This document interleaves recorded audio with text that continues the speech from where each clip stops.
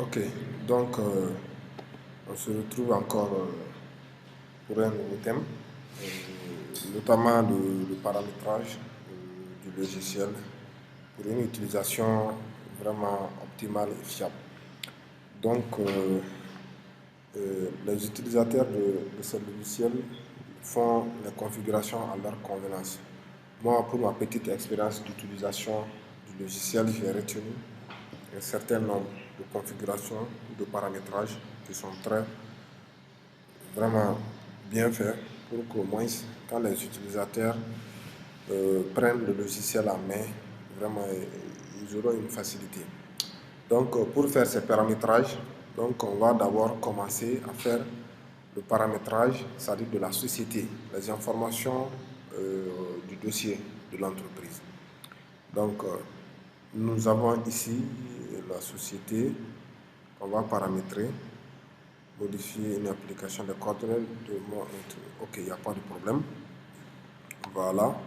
Donc, j'ai ici les informations de la société que je vais paramétrer, site global, grand marché, Côte d'Ivoire, pays, ville, Abidjan, si je veux.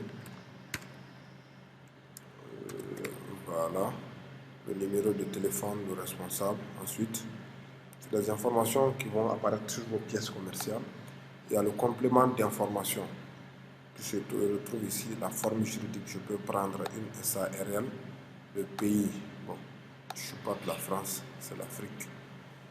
Il y a le logo. Si votre entreprise a un logo, vous l'importez, soit vous copiez-collez et puis vous l'utilisez. Il y a les commentaires ici, voilà. Ça, c'est juste le paramétrage de la société. Et ces coordonnées seront exportées vers les autres applications telles que, par exemple, dans notre cas, la comptabilité. Voilà, j'enregistre. Un autre paramétrage, ça c'est au niveau de la comptabilité.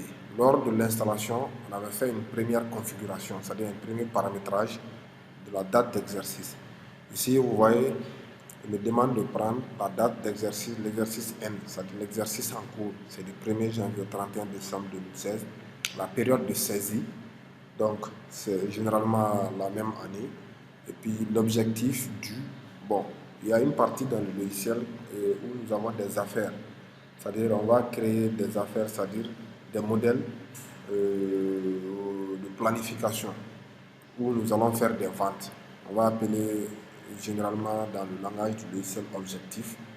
Et ces objectifs aussi, normalement, doivent être périodiques, c'est-à-dire du fait qu'ils sont spécifiques, mesurables, mais dans le logiciel aussi, il faut que ça soit temporaire, qu'on définisse un temps dans lequel l'objectif sera mesuré.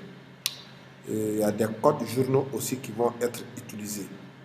Si on fait un achat, c'est-à-dire établir une facture avec un fournisseur, il y a le code achat qui est utilisé.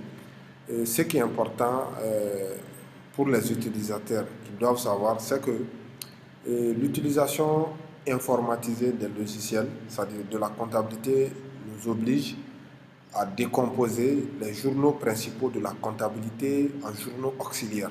C'est ce qui nous permettra ici de voir maintenant des journaux avec des codes HA pour l'achat VT, BQ pour banque. Il y a les opérations diverses aussi qui sont gérées uniquement en comptabilité. Et toutes les opérations que nous allons faire en gestion commerciale lors du transfert, ces opérations vont utiliser ces codes. Et au niveau de la centralisation dans la comptabilité, les répartitions sont faites en fonction des différents codes des journaux. Voici le compte qui va être utilisé pour les achats, c'est 701. Bon, en Afrique, nous utilisons 701. Mais comme j'ai dit que ces numéros n'ont pas une grande importance, l'essentiel c'est de comprendre le principe d'enregistrement des écritures, de saisie des autres opérations. Donc, il y a le compte client qui est là, il y a le fournisseur qui est là. Donc, on a ces comptes-là. On avait défini 401. Il y a le réglage comptable qu'on a déjà fait. Ensuite, dans le champ compte, il y a les comptes de TVA, de port divers qui sont là. Donc, ça, c'est un premier paramétrage concernant la société et puis le paramétrage. Ok, donc après avoir fait le paramétrage de la comptabilité, il y a un autre point qu'on doit renseigner, c'est-à-dire le paramétrage de la facturation. À ce niveau, c'est des options liées à l'établissement des pièces commerciales. Donc, quand on veut établir une facture, il y a des alertes, il y a des options aussi qu'il faut cocher. Donc, est-ce que le logiciel va gérer les nomenclatures? Ça, c'est s'il y a des articles